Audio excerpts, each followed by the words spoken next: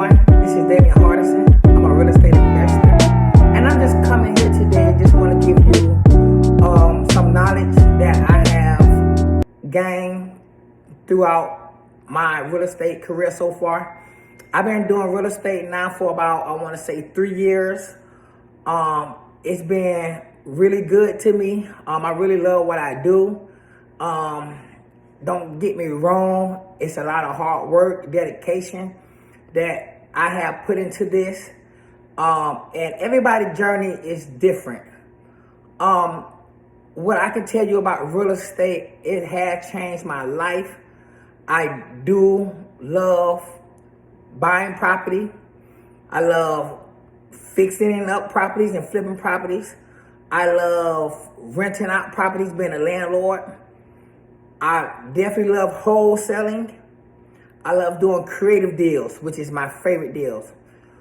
If I could give any knowledge to anyone, it would be do whatever your heart tells you to do and stick with it. Don't give up. No matter what career path you chose to do, you just have to go for it, right? My thing is, the reason why I love real estate and I chose real estate is because I love the cash flow it brings me. I love the appreciation that it brings me. I love turning something that's ugly into something that's beautiful. I love, basically, what I'm trying to build is generation wealth. And that's why I chose real estate. What I can tell you is, if you do decide to get into real estate, it has challenges. You just have to basically stick with it, stay consistent, hard work, and no matter what happens, you have to take the good as well with the bad, or take the bad with the good, right? Because I had a lot of good times in real estate, and I also have some difficult times in real estate that made me want to just throw the towel in, right? But I've never been the type to throw the towel in. If you know me, right? I've never been a quitter, right? My best way to tell someone how to get into real estate, I got into real estate with no money, with no good credit. I got into real estate, my first start was with what you would call wholesaling. Wholesaling was basically just finding a piece of property that needs work done to it, or either finding a distressed seller that's going through difficult times in their life and they cannot afford to keep paying a mortgage on that property, or either just going through other difficult times in their life. Well, maybe they have to move because of a job, or maybe something drastic done changed in their life and they have to make a quick decision, and maybe having too much debt on their hand is not the key, and they want to release some of that debt, right? And so finding a motivated seller, right, who wants to sell their property, and you getting that property under contract for a discounted price. And once you get that property under contract for a discounted price, you take that piece of paper, which is a contract or an agreement, to a cash buyer or a buyer, a real estate investor who wants to buy that property from you for a fee of whatever you decide to charge, right? So the better deal you get, the bigger wholesale fee you can get. And basically, that's how I got into real estate with no money down, right? I found my first piece of property on market through a realtor.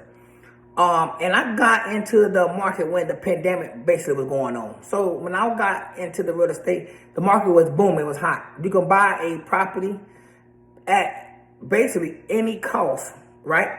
And still make money on that property and sell it within 24 hours, right? That's when the pandemic was going. Interest rates was real low. It wasn't much inventory on the market. So real estate was just booming. It was just going fast. It was just like put a house on the market. It's on the contract within 24 hours. You have multiple offers put in on that property. That's how I got my start into real estate, with this wholesaling. I advise anyone who wants to get into real estate with no cash or no money to get in by wholesaling, right? Basically because like I say, all you're doing is finding a motivated seller who's willing to sell you their property for a discounted price.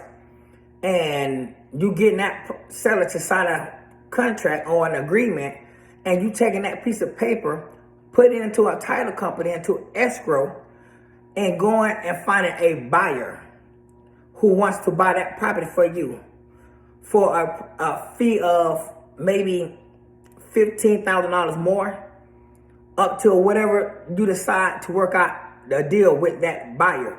That buyer is going to bring all the cash to closing on the day that you and the seller has agreed upon. So if you and the seller has agreed to close on, just say, the 5th of such and such month, that buyer needs to have the money ready on the 5th of that month, right? He's going to bring not the price that you and the seller had agreed upon, but the price that you and the buyer had agreed upon, right? So if you got that property on a contract for, just say, $100,000, and you told that buyer that he can have the property for $120,000, he needs to bring $120,000 to the closing table. And he also needs to bring enough to also pay for all the closing costs, right? And so therefore, you don't have to bring nothing out of your pocket. So once the title company receives the check or the wire money from the buyer, the title company disperses that money to the seller. And then what's left over after all the closing costs, you get your fee, which is after, if you getting a property on the contract for $100,000 and you charge him $120,000, that means you get a $20,000 check at closing costs, right? At closing time. Therefore, now you have basically closed on your first deal.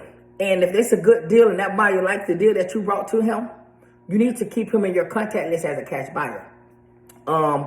That's the first way I got into real estate, which is called wholesaling. The second way I got into real estate I did a creative deal, right? I found a homeowner, which is a tired landlord, who basically was just tired of holding on to a property that he had for multiple years, and that this property was free and clear. And so basically I came and did a novation agreement deal with this seller, right?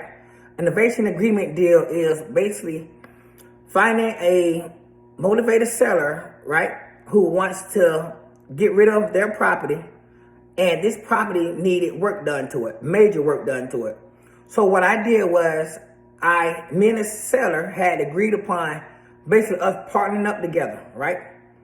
That I would give him a down deposit on his property, and I would fix up his property. I would give him monthly payments a month, and once I was done fixing up the property, I was going to either refi this property out, or I was going to put this property on the market and to sell this property for top dollar. The seller loved the idea that I pitched to him. We went on a contract. I gave him, I believe it was maybe it wasn't $20,000, it was $10,000. I gave him $10,000 in his pocket to go and do some things that he needed to take care of. I brought in my construction crew. We fixed up this property. We made this property look beautiful, top-notch condition. We got it appraised for the highest we can get it appraised for. And we put that property on the market, and we sold that property within 1 month, right? And so therefore, the seller got what he wanted, what he charged me for the price, included the $10,000 deposit, went also to the price of the property what he charged me for, right? And so once we sold this property, I got a huge check. After the seller got what he wanted, the realtor got paid, and I got paid a good price. That was called a novation deal, right? Where me and the seller me and the seller agree upon being a partnership, basically of me just giving him $10,000 down, Me fixing up this property, while every month was going on, me fixing up the property, I had to give him a check, which was interest, only interest, right? That didn't go towards the purchase price of the property. Only the deposit did. Once the property was done, I got a realtor. She put it on the market. We sold this property for top dollar from a buyer from California that came in and swooped up this property, right? That was my second deal ever that I ever did. I called it a novation deal, right? And then next thing you know, I just started acquiring all other properties, started doing a couple more wholesale deals. Also started buying properties, doing subject to deals, right?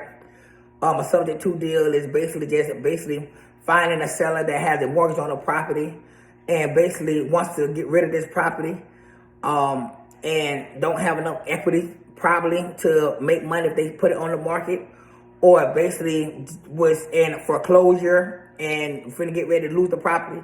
So basically all I did was I put, me and the seller came to an agreement through a realtor on market that I would purchase this property subject to, meaning I want to keep the mortgage in the seller name and just take over his payments and the deed get transferred to my name.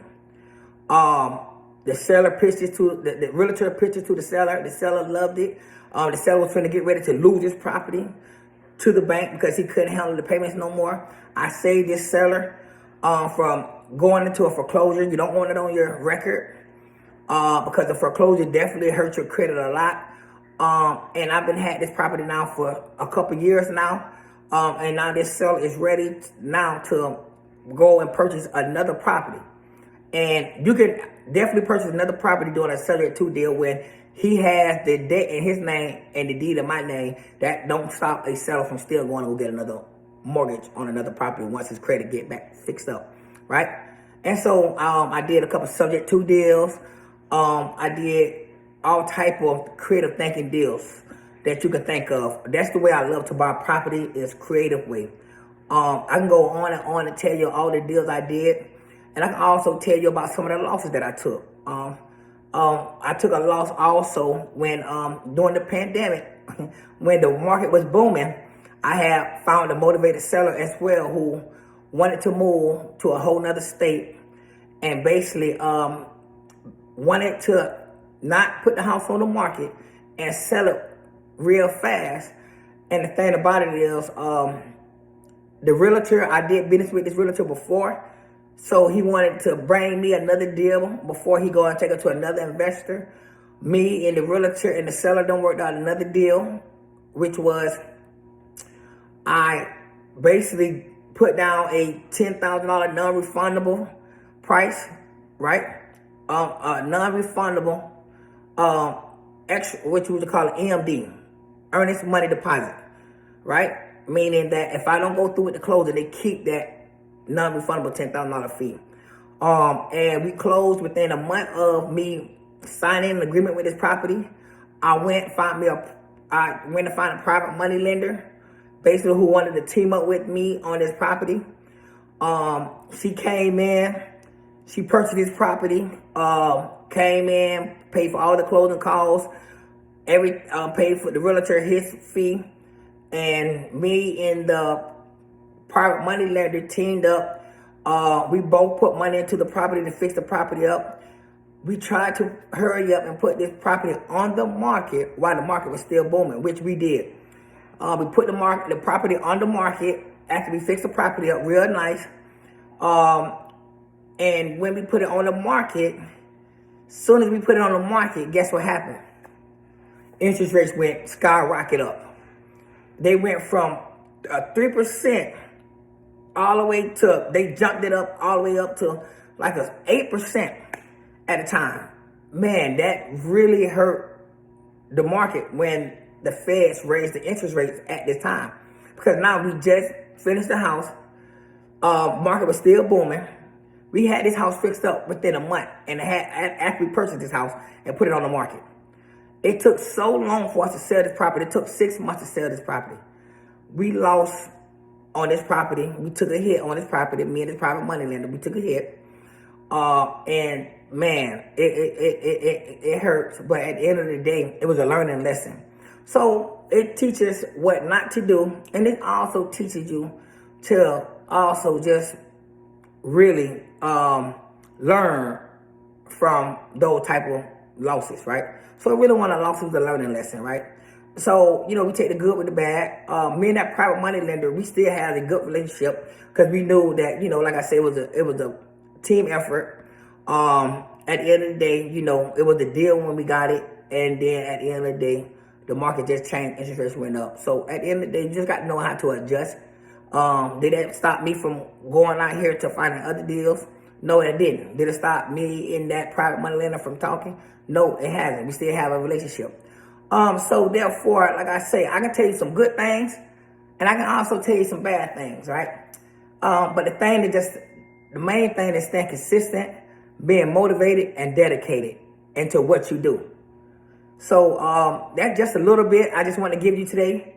I'm coming back. I'm finna give you a lot of more knowledge, more videos. I have stopped making videos for a while because I was doing other things with other properties and doing a lot of other things. But I'm coming back stronger than ever, and I'm gonna start bringing you more videos. I hope this video could have been helpful. I hope this video been helpful for you today. Hope it gave you some insight about real estate and what I've been through in real estate, the journey that I've been through, right? Everybody has their own journey, right? You just have to get in here and get your foot wet, right? The thing about it is, when you get into any business, it's going to be risk involved. You cannot be scared to take risks. Risks in everything you do, it can be rewarding or it can be something that you learn from, right? But risks are good when you're in business, right? Taking risks, right? Everyone take risks, right? When they started a business. No one got to where they at if they are millionaires, billionaires today if they didn't take risks, right? So the thing about it is, it's the difference when you taking crazy risks or you taking calculated risks. The thing about it is, you just want to be educated in what you're doing, right? So the thing about it is, get educated first in what you're doing. But no matter if it's real estate or if you get into the stock market or you just starting a small business doing lawn service or you doing anything, educate yourself first before you get out there. Learn the in and out of the game. And the best help I can always give someone is, if you can partner up with somebody, partner up with someone who been where you're going, right? Someone who can give you knowledge, who can help you, right? To steer you in the right direction. That's the best way, right? And also just being dedicated, being motivated, you know what I'm saying? And just getting up, right? So I hope this was good to you. Once again, my name is Damian Hardison. I'm a real estate investor. Y'all have a great day, and I'll see you soon in my next video. If you like what I'm saying, please hit like, subscribe to my YouTube channel, Damian Hardison. Have a great, beautiful day, people. Have a good day.